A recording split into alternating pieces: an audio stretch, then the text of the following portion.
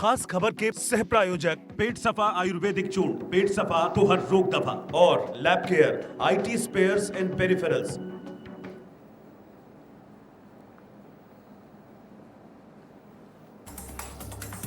चंबा में हुई मानसून की पहली बारिश से तेज बारिश, किसानों और बागवानों के चेहरे पे आई खुशी।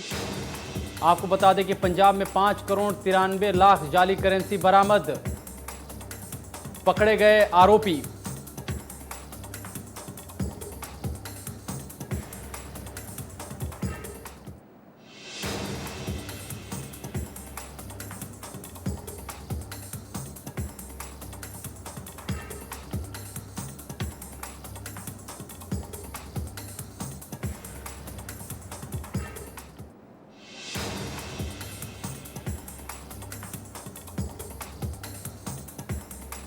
देश के पूर्व प्रधानमंत्री राजीव गांधी की 75वीं जयंती, हिमाचल प्रदेश और समेत तमाम देश भर में कांग्रेसी कार्यकर्ताओं ने दी श्रद्धांजलि, राजीव गांधी के कामों को किया याद।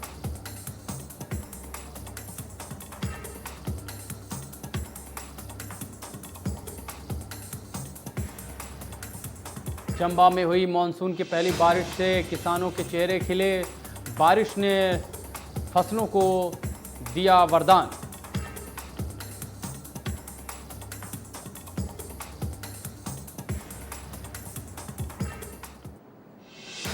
देश के कई राज्यों में मौसम विभाग का रेड अलर्ट जारी, पंजाब और हिमाचल में हो रही है भारी बारिश, कई इलाकों में जलभराव से लोगों को परेशानी।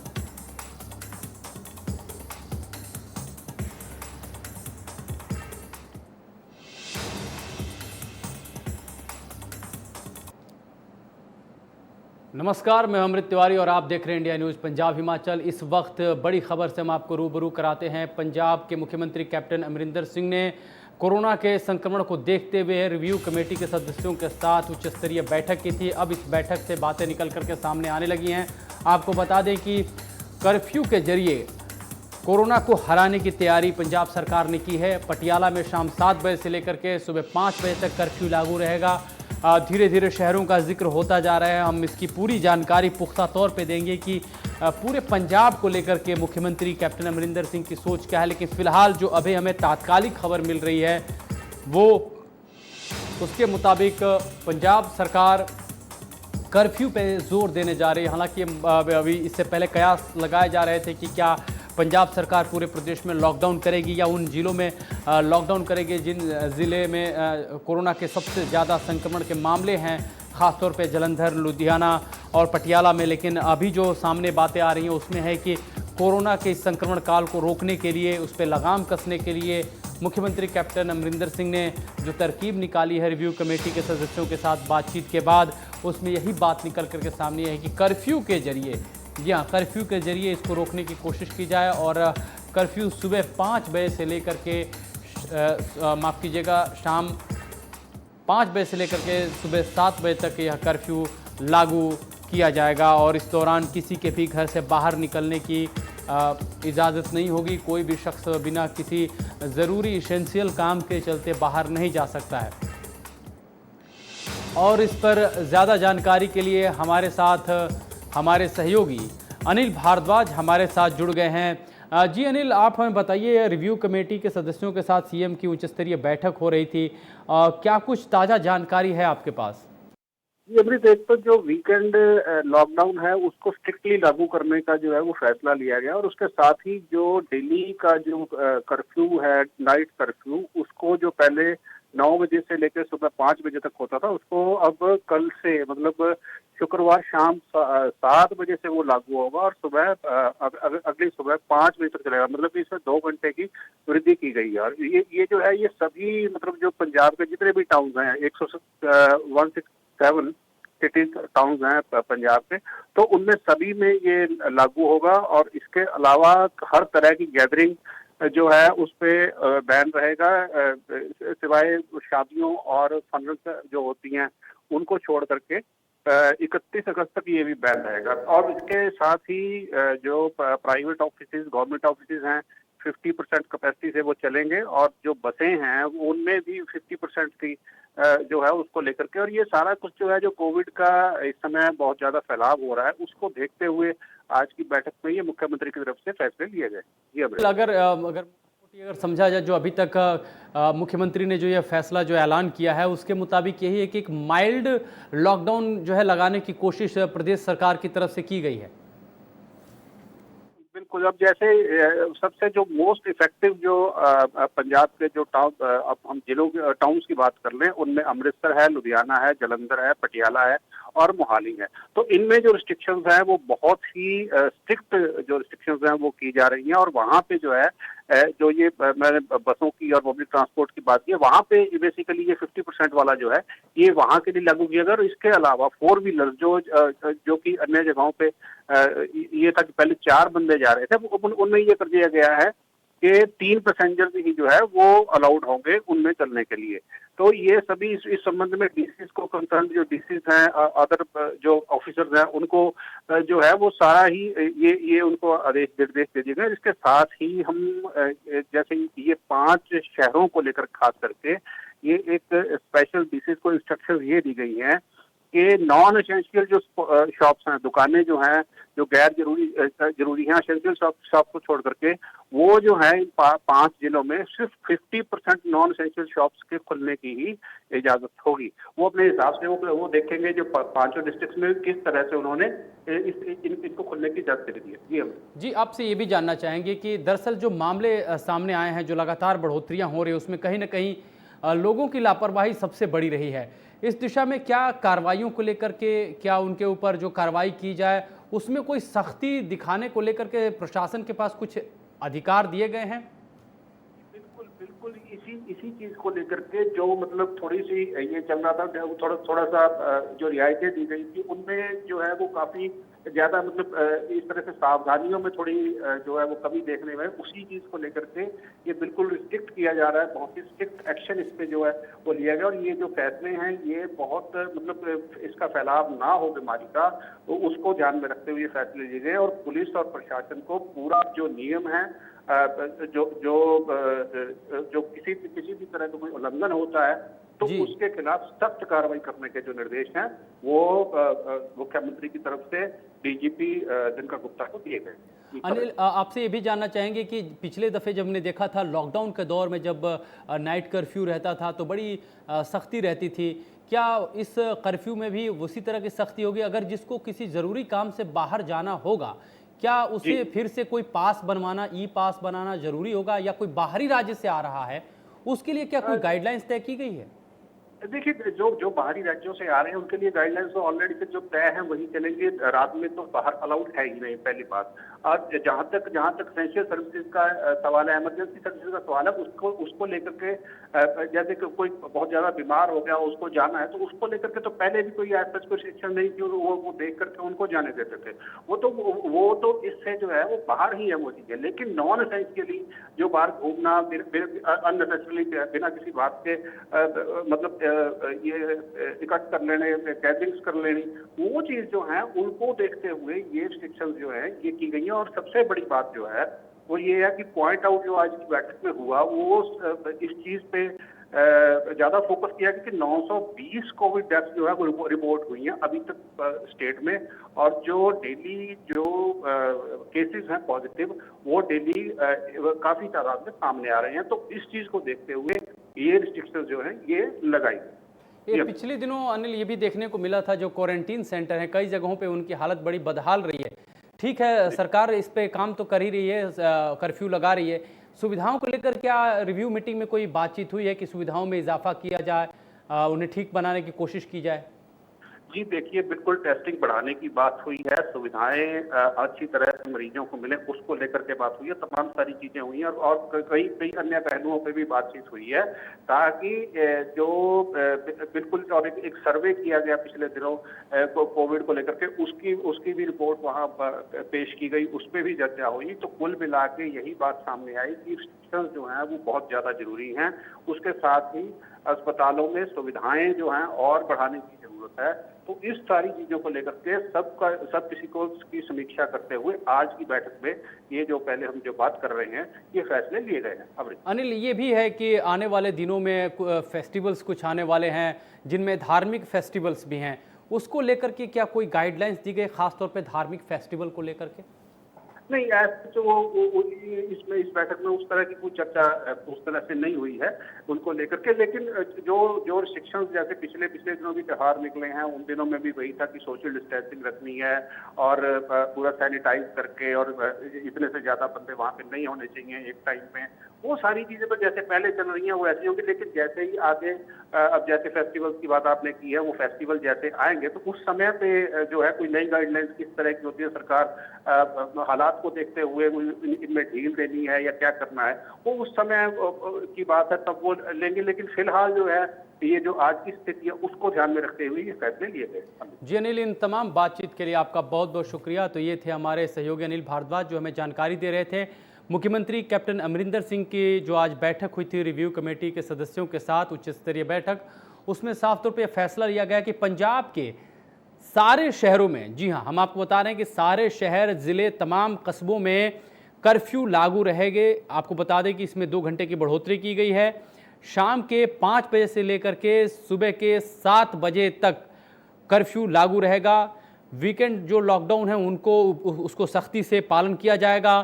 साथ ही साथ बसों में यात्राएं जो हैं वो 50% यात्रियों के साथ ही होंगी। जी आपको बता दें एक बार फिर से कि जो बसों की आम यात्राएं हैं वो 50% यात्रियों के साथ ही होंगी। साथ ही किसी भी जमघट या फिर जलसे पर रोक पूरी तरह से लागू रहेगी। पुलिस को अतिरिक्त अधिकार दिए गए हैं कि वह इस मामले में तुरंत संज्ञान ले और कार्रवाई को अमल में लाए अगर इसकी मुखालफत कोई करता है।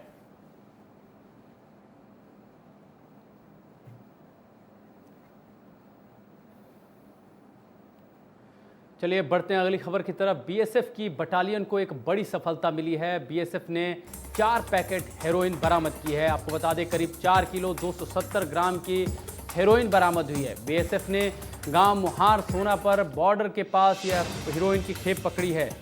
तो आपको बता दें कि करीब 4 किलो 270 ग्राम की बड़ी खेप बीएसएफ ने हेरोइन की पकड़ी है, जिससे पंजाब के युवाओं को, पंजाब के लोगों को उनकी पूरी अगर कही जाए तो हेल्थ को ख़राब करने के लिए एक मंसूबा अगर कहा जाए तो हमारे दुश्मन राष्ट्र की तरफ से किया जा रहा है और इसको नाकाम किया है। बीएसएफ के जवानों ने 4 पैकेट हेरोइन की पकड़ी है और इस दौरान आपको बता दें कि यह बड़ी कामयाबी 4 किलो 270 ग्राम की हेरोइन बरामद की गई है।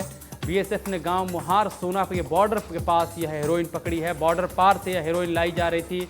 अभी इसका आकलन किया जा रहा है कि हेरोइन का अंतर्राष्ट्रीय बाज़ार में कीमत कितनी है और इस बाबत जो है आपको बता दें कि बीएसएफ की सफलता को लेकर के अब जांच और छानबीन का दौर भी चल रहा है। पुलिस भी अब इसमें जुट चुकी है और लोकल्स जो पेडलर्स इसमें शामिल हैं उनके खिलाफ कार्रवाई का जो है पूरा फंदा जो है वो तैयार किया जा रहा है और अब छापेमारियों का दौर भी चल रहा है। और इसी में हालांकि जो पहली जो कड़ी है, जो प्राइमा फेसी है, वो ये है कि 4 किलो 270 ग्राम हेरोइन जब्त की गई है बीएसएफ के द्वारा।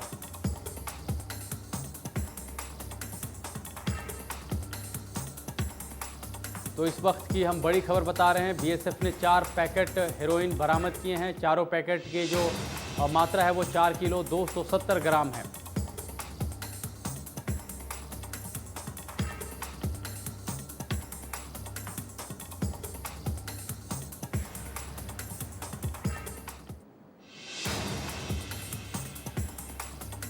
बीएसएफ ने बड़ी सफलता हासिल की है।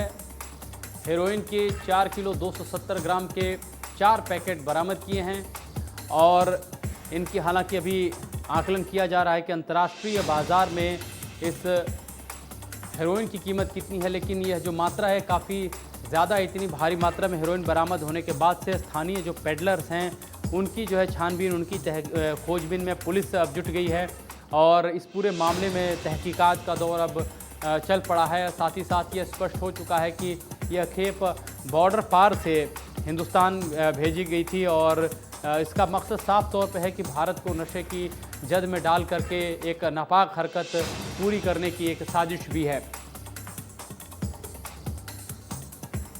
तो अभी हम आपको जो बता रहे हैं इसमें है कि बड़ी खेप बीएसएफ की बटालियन ने पकड़ी है हेरोइन की और इसी पर ज़्यादा जानकारी के लिए हमारे साथ हमारा सहयोगी रंजीत हमारे साथ जुड़ चुके हैं। रंजीत, अभी और क्या ताज़ा जानकारी है आपके पास इस पूरे मामले में? तो यहाँ पे बिल्कुल बॉर्डर के ऊपर है गांव मुहार सोना। तो फेंसिंग की उस तरफ से किसी ने 4 पैकेट भारत की और किसी ने फेंके हैं। तो जब इस बारे में बीएसएफ की 90 बटालियन को जब इस बारे में पता चला तो उन्होंने सर्च अभियान चलाया। तो उन्होंने वहाँ पे उनको 4 पैकेट हेरोइन के मिले हैं, जिनका वजन 4 किलो 270 ग्राम के करीब बताया जा रहा है। इस मामले में क्या कोई ट्रेसिंग पॉइंट मिला है कि ये किसके ये मार्फत जा रहा था? पेडलर्स कौन कौन से शामिल थे? जी, अभी जो पुलिस है, पंजाब पुलिस है और जो बीएसएफ है, वो इस बारे में जिस किसान के खेत से ये खेप मिली है उससे पूछताछ कर रहे हैं, लेकिन अभी तक किसी की गिरफ्तारी नहीं हो पाई है क्योंकि बिल्कुल फेंसिंग के पास है। और जो बीएसएफ के अधिकारी हैं वो बता रहे हैं कि दूसरी ओर से उन्होंने फेंसिंग के ऊपर से ये फेंकी गई है। तो जैसे ही इनके जो बीएसएफ के वहाँ पे जो गार्ड तैनात थे उन्होंने देखा तो उन्होंने सर्च अभियान चलाया। तो एक जगह पे उनको 4 पैकेट हेरोइन के मिले हैं। अभी इसमें जो पुलिस है और जो बीएसएफ है उनका साझा ऑपरेशन चल रहा है। तो इसके बाद ही पता चल पाएगा कि किसने ये खेप मंगवाई थी, किसके खेत से मिली है और कैसे ये यहाँ पे आई है और कहाँ आगे भेजनी थी। जी रंजीत, तमाम इस जानकारी के लिए बहुत बहुत शुक्रिया आपका। तो ये थे हमारे सहयोगी रंजीत फाजिल्का से, जो बता रहे थे कि इस पूरे मामले में किस तरह से बीएसएफ को ये एकदम बॉर्डर के पास, फेंसिंग के पास हेरोइन बरामद की गई है और फिलहाल मामले में पूछताछ चल रही है और ट्रेस करने की कोशिश की जा रही है कि आखिर ये इसके जो पिन पॉइंट्स जो हैं उसको तलाशने की कोशिश में पुलिस और बीएसएफ के जो टीमें हैं वो लगी हुई हैं।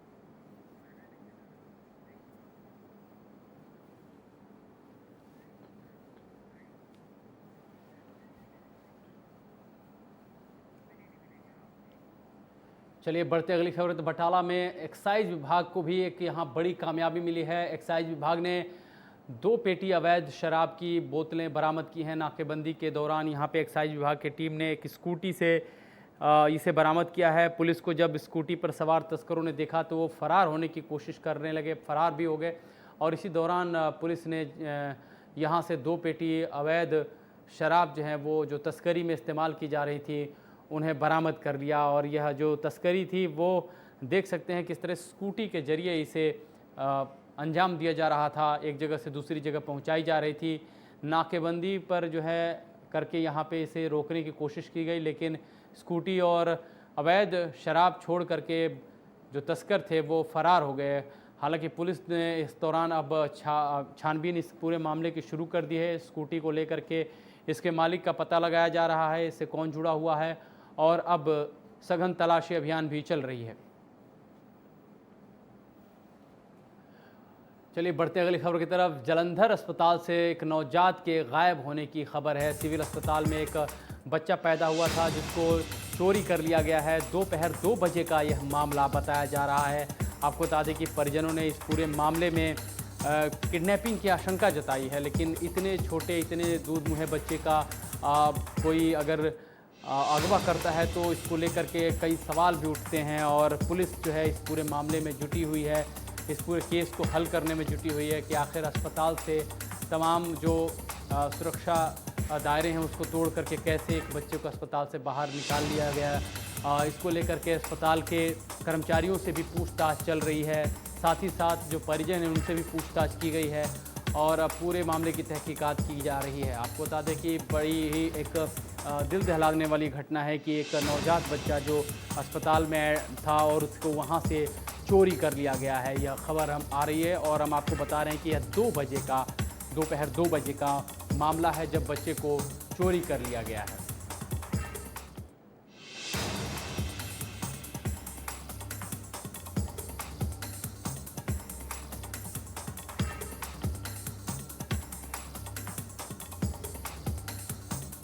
तो हम इस वक्त की बड़ी खबर बता रहे हैं कि सिविल अस्पताल से एक बच्चा जो है वो गायब हो गया है, नवजात बच्चा गायब हुआ है और उसकी तलाश में जो है वो पुलिस जुटी हुई है। जालंधर के सिविल अस्पताल का यह मामला है। दूध मुँह बच्चे को हालांकि क्यों उठाया गया अभी यह स्थिति स्पष्ट नहीं हुई है, क्यों चोरी किया गया है, चोरी के पीछे किन लोगों का हाथ है। लेकिन परिजन जो हैं इस पूरे मामले में उन्होंने किडनैपिंग की आशंका जताई है और पुलिस हालांकि अपनी तहकीकात कर रही है, अस्पताल प्रबंधन से बात कर रही है, जो ड्यूटी पे तैनात कर्मचारी थे उनसे बात की जा रही है, परिजनों से भी बात की गई है और सबके जो अस्पताल में जो तमाम तीमारदार से लेकर के जो मरीज जाते हैं, चाहे और भी लोग हैं, वो परेशान इस बात से लेकर के हैं कि हाँ इतने सारे लोग मौजूद हैं, मौजूद रहते भी हैं और इस बीच में बच्चा चोरी आखिर कैसे हो जाता है, यह बेहद ही चौंकाने वाली घटना है। और हालांकि आपको बता दें कि जिस घर से बच्चा चोरी हुआ है उनके परिजनों का काफ़ी बुरा हाल है, वे सदमे में हैं। फ़िलहाल पुलिस ने अब इस पूरे मामले की छानबीन तेज़ कर दी है, पूछताछ का दौर चल रहा है। अब अस्पताल के जो सीसीटीवी कैमरे हैं उनको भी खंगालने की कोशिश प्रक्रिया जो है वो चल रही है और ज़रूर हम भी उम्मीद करते हैं कि इस मामले में जल्द सुराग तक पुलिस पहुंचे। हमारे साथ हमारे सहयोगी राजीव हमारे साथ जुड़ चुके हैं। राजीव, अभी क्या ताज़ा जानकारी है आपके पास इस पूरे मामले में? जी अमृत, देखिए ये जो मामला है दोपहर को 12:50 पर डिलीवरी हुई थी। तो 12:50 पर डिलीवरी जब हुई तो उन जो महिला के साथ जो परिजन उनको बोला गया कि नीचे जाकर फाइल बनाई जाए। फाइल बनाने को नीचे गए जो उनके परिजन, तो उनको 2 घंटे लगे। 2 घंटे बाद जब वापस वहाँ वार्ड में पहुंचे तो बच्चा वहां से गायब था। तो उन्होंने जब वहां पर मौजूद स्टाफ से पूछा कि बच्चा कहाँ है, तो उन्होंने स्टाफ ने ये बोला कि यहाँ कोई बच्चा ही नहीं हुआ। और ये जो बता रहे हैं, जो परिजन बता रहे हैं, उनके जो वर्डिंग है उन्होंने ये बताया। तो उसके बाद इन बच्चों जो बच्चे के परिजन हैं उन्होंने वहां पर शोर मचाना शुरू किया और शोर मचाने के बाद वहां पर छानबीन शुरू हुई, पुलिस आई। तो अभी फिलहाल जो पुलिस के जो बड़े अधिकारी वहां पर छानबीन कर रहे हैं और छानबीन चल रही है कि मामला क्या था वहां पर। और फिलहाल जो इन्वेस्टिगेशन पहले फेज की इन्वेस्टिगेशन है वो परिजनों के साथ की जा रही है और साथ में स्टाफ के साथ की जा रही है और बाद में सीसीटीवी फुटेज भी चेक की जाएगी। और फिलहाल अभी जो जांच अभी जारी है। जी पुलिस ने क्या अस्पताल के जो कर्मचारी हैं जिस तरह से उन्होंने बड़े ही जिस तरह से असंवेदनशीलता के साथ जो जवाब दिया है, उन अधिकारियों से क्या पूछताछ हुई है इस मामले में? हाँ जी बिल्कुल अमृत, तो जो सारी पहली पूछताछ जो पहले प्राइमा फेजे में पहले उनके परिजनों से पूछा जा रहा है। परिजनों के जो साथ आए हुए लोग हैं उनके से इन्वेस्टिगेशन की गई है। उसके बाद अभी जो स्टाफ मेंबर्स हैं उनके साथ भी इन्वेस्टिगेशन उनकी की जा रही है, पूछताछ फिलहाल जारी है। जी परिजनों ने क्या आशंका जताई है, उनका शक किस चीज को लेकर के है? जी देखिए, जो परिजनों की हमारी बात हुई है, परिजनों ने ये साफ तौर पर बताया कि जब वो डिलीवरी के लिए गए तो उनको सीधा वहां पर डिलीवरी ओटी में ले जाया गया। ओटी में ले जाने के बाद बच्चे का जब जन्म हुआ तो उनको सीधा आईसीयू बोला कि बच्चे को यहाँ छोड़ दे और नीचे जाकर फाइल बनाई जाए। तो फाइल बनाई, नीचे जब वो फाइल बनाने गए तो ऊपर आए तो बच्चा गायब था। तो उन्होंने शोर मचाना शुरू कर दिया कि यहाँ बच्चा कहाँ गया। तो उन्होंने ये बताया कि जो मौजूद डॉक्टर था या स्टाफ था, उन्होंने वहां उन्हें भगाने की कोशिश की वहां से। फिलहाल जो भी स्टाफ जो है वो अस्पताल का वो खामोश है, कोई इस बारे में नहीं बोल रहा है, लेकिन इन्वेस्टिगेशन फिलहाल जारी है। जी क्या मामला जो दर्ज हुआ है वो बच्चा चोरी के अलावा क्या स्टाफ के ऊपर भी दर्ज हुआ है? जी नहीं, अभी देखिए अमृत, जो इन्वेस्टिगेशन है पहले फेज में चल रही है। तो इन्वेस्टिगेशन में अभी कुछ भी कहा नहीं जा सकता कि ये मामला कैसे, परिस्थितियां अभी संदिग्ध है जी। ये कौन लोग है, यहाँ से बच्चा चोरी हुआ या कोई ले गया, उनका कोई साथी ले गया है, ये अभी फिलहाल जो पूरा एंगल पर पुलिस जांच कर रही है। और असली मामला जो सामने आएगा वो सीसीटीवी फुटेज आने के बाद ही आएगा। अभी पुलिस इस बारे में नहीं बता रही। जी राजीव, इस तमाम जानकारी के लिए आपका बहुत बहुत शुक्रिया। तो ये थे राजीव हमारे सहयोगी जो जानकारी दे रहे थे कि बच्चा चोरी होने के बाद से किस तरह के हालात वहाँ पर रहे और पुलिस अब इस मामले की कार्रवाई कर रही है। हम भी उम्मीद करते हैं कि सीसीटीवी फुटेज से कुछ खुलासे हैं और जिनके बच्चे जिनका चोरी हुआ है उन तक ज़रूर वो पहुँच जाए। चलिए बढ़ते हैं अब अगली खबर की तरफ। बात करते हैं होशियारपुर की। होशियारपुर में पुलिस को यहाँ पे एक बड़ी कामयाबी मिली है। पुलिस ने करोड़ों रुपए की एक नकली करेंसी का भंडाफोड़ किया है। यहाँ से आपको बता दें कि करीब 5,93,06,00,000 रुपए की नकली करेंसी बरामद की गई है। पुलिस ने मौके से 4 आरोपियों को भी गिरफ्तार किया है। साथ ही साथ आपको बता दें कि यहाँ से 2 डिजिटल प्रिंटर, एक स्कैनर, एक लैपटॉप बरामद किया गया है। नकली नोट बनाने वाले जो इक्विपमेंट्स हैं उसको भी उन्होंने जब्त किया है और इस दौरान यहाँ से 4 लोगों को गिरफ्तार किया है जिनके ऊपर आरोप है कि ये फेक करेंसी बनाने का काम करते थे, सर्कुलेशन का काम करते थे। वहीं तरनतारन के विधायक डॉक्टर धर्मवीर अग्निहोत्री और उनके बेटे डॉक्टर संदीप अग्निहोत्री पर गांव वालों ने अवैध माइनिंग करने का आरोप लगाया है। वहीं संदीप अग्निहोत्री ने खुद पर लगे सभी आरोपों को बेबुनियाद बताया है, जिसको लेकर गांव ढंड निवासी कुलवंत सिंह ने कहा कि तरनतारन में रेत की नाजायज माइनिंग को लेकर हाईकोर्ट में रिट दाखिल की गई और विधायक साहब रिट वापस लेने के लिए दबाव बना रहे हैं। मैं ਇਹਨਾਂ ਤੇ ਰੇਟ ਪਟੀਸ਼ਨ ਪਾਈ ਆ ਜਿਹੜੀ ਨਜਾਇਜ਼ ਮਾਈਨਿੰਗ ਕੀਤੀ ਆ। ਜਿਹੜਾ ਇਹਨੇ ਸਰਜੀਤ ਸ਼ਾਹ ਸਰਪੰਚ ਸਾਡੇ ਢੰਡ ਵਾਲਾ ਰੱਖਿਆ 1500 ਟਰਾਲੀ ਉਹਨੇ ਰੇਤ ਦੀ ਛੱਪੜ ਦੀ ਰੇਤ ਦੀ ਆਪਣੇ ਉੱਥੇ ਫੈਕਟਰੀ ਜਿਹੜੀ ਲਾਈ ਟਾਈਲਾਂ ਬਣਾਉਣ ਵਾਸਤੇ 2 ਨੰਬਰ ਦੀ ਟਾਇਲ ਬਣਾਉਂਦਾ ਡੁਪਲੀਕੇਟ ਰੇਤ ਦੀ ਜਿੰਨਾ ਉਹਨੇ ਸਟੈਡੀ ਬੈਂਕ ਬਣਾਈ ਸਾਰੀ ਡੁਪਲੀਕੇਟ ਛੱਪੜ ਦੀ ਰੇਤਾ ਲਾਈ ਆ। ਉਹ ਸਾਰਾ ਇਹ ਕੀ ਕਰਦੇ ਆ ਇਹਨਾਂ ਨੇ ਹੁਣ ਮੈਂ ਆਰਟੀਆਈ ਤੇ ਇਹਨਾਂ ਦੇ ਹੋਰ ਵੀ ਚਿੱਠੇ ਖੋਲੂੰਗਾ। ਇਹ ਤੇ ਮੈਨੂੰ ਰੇਟ ਲੈਣ ਦੀ ਵਾਪਸ ਕਰ ਦੇਣਾ। ਹਾਈ ਕੋਰਟ ਮੈਂ ਸੁਪਰੀਮ ਕੋर्ट भी जाऊँ। वहीं बठिंडा में तेज बारिश ने एक तरफ तो राहत दी है तो दूसरी तरफ आफत भी बनकर के आई है। तेज बारिश ने नगर निगम प्रशासन के दावों की हालांकि पोल खोल करके रख दी है। तस्वीरें इसकी बानगी हैं, देख सकते हैं किस तरह से जलभराव है और ये असल में ये मंज़र हर वक्त का है और अधिकांश शहरों में पंजाब के इस तरह के हालात देखने को मिल रहे हैं और अंदाज़ा लगा सकते हैं कि शहरों में जो जिम्मेदारी नगर निगम की है वो किस हद तक अपना जो है वो फ़र्ज़ निभा रहे हैं।